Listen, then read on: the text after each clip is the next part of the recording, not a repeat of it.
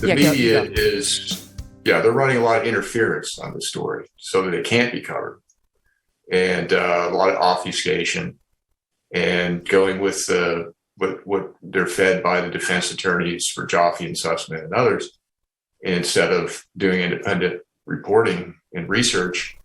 And the reason for that is primarily because there's Pulitzers on the line here. If this thing, if the Russiagate hoax is unraveled, and Durham's hitting a lot of pay dirt here, and that is happening, and it's completely unraveled, you have to go back and look at some of these Pulitzers, the New York Times and the Washington Post won. So, they were complicit in the scandal. And so they have a lot invested here to prevent the public from knowing about this, what these indictments and everything that's a good point. Durham is covering. So this guy continues climbing the ranks in Washington, buddying up with President Obama, with James Comey. And then when he ultimately gets this role, overseeing the servers, and then he winds up in hot water thanks to Durham. Well, he's not named and he's not indicted. It's this guy Sussman. Again, it's in the context of the case against Sussman that his name came up. Those around him circle the wagons, Paul, and they say, this is not a political guy. This isn't some Hillary operative tech executive one, meaning Joffe. And you lay it out in your piece very clearly. Indeed, he is. He's made it pretty clear where his loyalties were. That's right. Durham uncovered an email in 2016 where Joffe was telling a colleague, listen, I was promised a top job, cybersecurity job, in a Hillary Clinton administration. So he had a vested interest in, smearing Trump.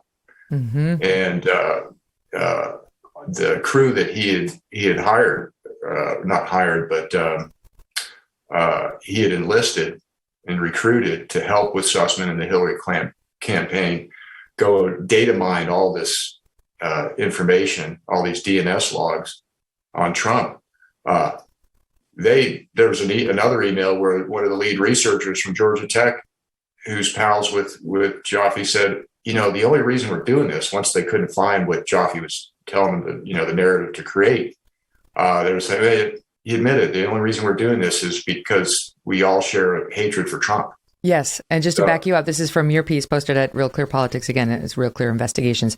There's the email that you just referenced. Joffe writes in 2016, it's shortly after Clinton's loss to Trump in November 2016. He writes, I was tentatively offered the top cybersecurity job by the Democrats when it looked like they'd win. And then he goes on, I definitely would not take the job under Trump. And then to your point, those who were helping Joffe, his lead researcher, Manos Antonakakis, of the Georgia Institute of Technology, revealed in one email obtained by Durham, you write, that, quote, the only thing that drives us is that we just don't like Trump. So let's get to what they did, that became the subject of this motion Sussman filed. Again, these people are not indicted. Sussman's the one who's indicted so far. Joffe's not, and this guy, Antonakakis, is not. Who knows where the investigation goes, but he's certainly looking at all these people to figure out what they did. So although Joffe has pleaded the fifth. He was subpoenaed, and he's pleaded the fifth to protect himself from self-incrimination. To be fair, you're right, he's not been charged at this point. But so what did they do? Walk us through it, Paul. Because there was a lot of, Trump's like, it's worse than Watergate what they did to us. And then the media, they were like, this is bullshit. Once again, I can't ring in my dirty mouth. I gave up swearing for Lent, Paul. The media is like, this is a lie. There was no spying. I saw, I think it was Tom Winter on MSNBC on Morning Joe one day, who I like, and I respect Tom, but he was saying he didn't steal anything. He basically was like a doorman standing at the door who had access to certain things and then maybe just kind of passed on that same access to somebody else coming through the door. I'm like, what? He said it better than that in his defense. But they really ran cover for what actually happened, saying, he had total access, he had rightful access to the data. That may be true. So did Edward Snowden, sort of, right? But what you then do with the data matters. You take it from there. Okay, so Joffe, even though he's near the top of this conspiracy that Durham is investigating, which is Clinton campaign operatives were spying on Trump's internet traffic to try and make it look, and then data mining it, trying to make it look, cherry picking data, trying to make it look, creating this narrative that he was secretly communicating with the Kremlin and Russia, which Durham is completely debunked in his speaking indictments. But Joffe wasn't the guy actually doing the hands-on mining. He held the key to the data through his contracts with his internet startup companies, and also through Newstar, who was a big Beltway bandit with huge contracts with the government in Washington. And then he recruited and enlisted these Georgia Tech contractors, computer contractors, who were vying for a very lucrative Pentagon contract worth millions of dollars at the time. So they also had fiduciary interest in helping the Clinton campaign, not just their own personal political biases. And so they actually were tasked by Joffe to go through the holdings of DNS logs. This is domain name system records. Basically, put it simply, this is the pinging back and forth between your phone, your cell phones, and your computers, and servers, including servers that are transmitting emails. And so they were going in there and looking through the holdings of that Joffe had access to.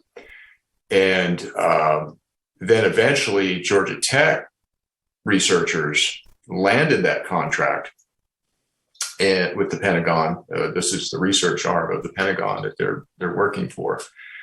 And now they've got their own access, their own access to these holdings.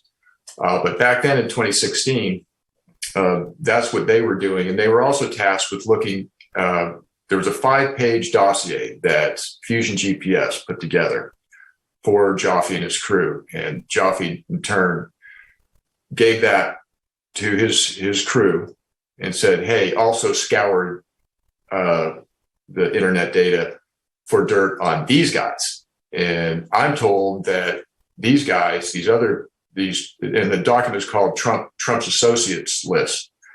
And so that list included George Papadopoulos, Lieutenant General Flynn, Paul Manafort, and Carter Page, and also Steve Bannon. Of course. Okay, so they weren't just spying on Trump. They were looking in this data, which is pretty sensitive. Some of it is public, a lot of it is non-public, and you're talking about millions of records. And these are the gatekeepers of the internet, these guys. They're not just geeks. They have political agendas and axes to grind. And that's scary because who else are they spying on?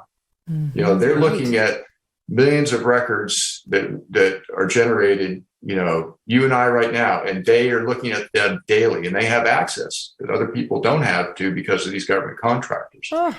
And no one's vetting them. And that's scary because I think Durham has stumbled into a potentially even bigger scandal here.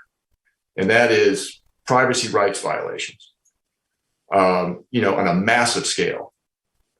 And I've talked to a number of their colleagues who weren't part of this operation, this confidential project, as Sussman billed it as for Hillary. And they're pissed. They want those Georgia Tech guys, Joffe, of course, their contracts to be canceled. Have they haven't been? No, they're still working on those contracts. And, they still have access to all that data on all of us. Hey, thanks so much for watching. If you like what you just saw, hit the subscribe button for more clips and full episodes.